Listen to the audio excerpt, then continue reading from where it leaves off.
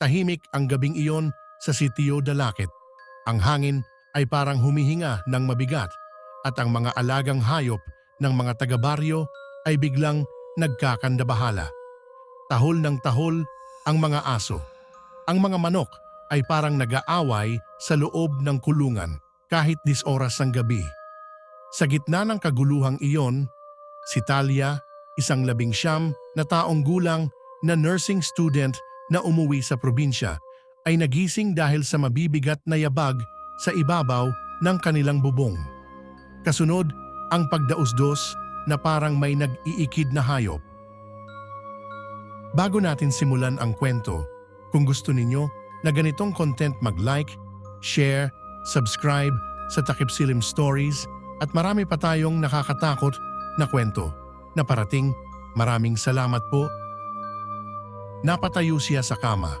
Akala niya pusa lang. Pero nang tumingin siya sa siwang ng bintana, nakita niya ang mahahabang anino na dumudungaw sa kisame, tila gumagapang. Ma, pa? Mahina niyang tawag pero walang sumagot. Mula sa labas, sumigaw si Mang Ruben, kapitbahay nila at kilalang mananabong ng baryo. Talia, huwag kang lalabas, may umaaligid.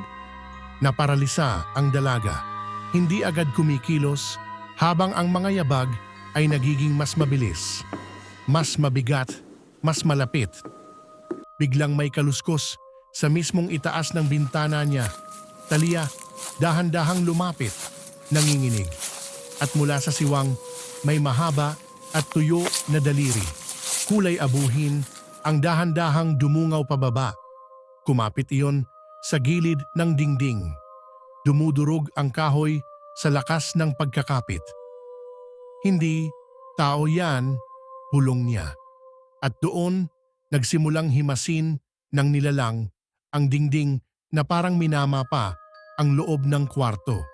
Parang alam nito kung saan siya nakapwesto. Sa ibaba, may huminto na mga motorsiklo. Dumating sina Apong Luz, Tata Goryo at Itim, 3 matandang albularyo na tinawag ng kapitan. May aswang na naman, pero iba ito. Mas malakas. Mas gutom. Sabi ni Apong Luz, bumuo sila ng bilog na asin sa labas ng bahay.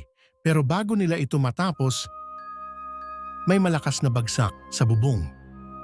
Bumukas ang butas sa bubong. Kinongkreto iyon pero sinira nito na parang papel.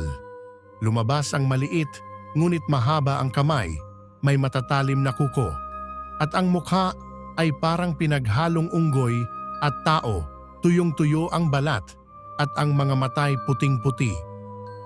Talia, Mahinang bulong nito at doon na pagtanto ng dalaga. Hindi ito basta aswang. Isa itong mambabala, isang uri ng aswang na nakakabasa ng kasamaan sa dugo ng tao at sumusundo ng kapalit ng buhay. Sa puntong iyon, kinalampag ni Talia ang sahig. Mapa, gumising kayo. Pero nang sumilip siya sa kwarto ng mga magulang, wala sila. Kama lang ang naroon, may mga gasgas sa sahig, parang kinaladkad palabas.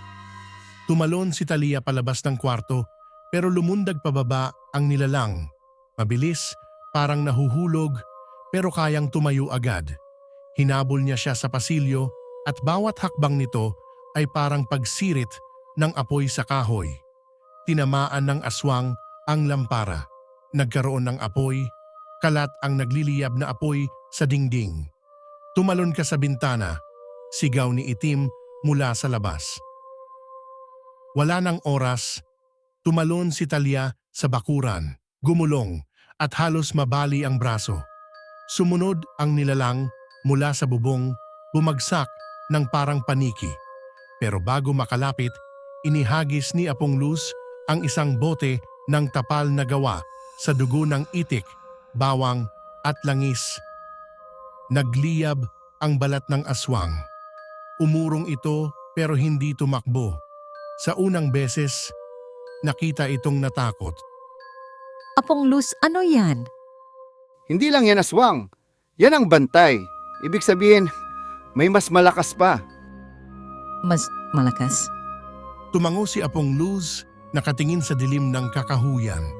Ito ang unang bantay. Ibig sabihin may darating na. Ina ng anino.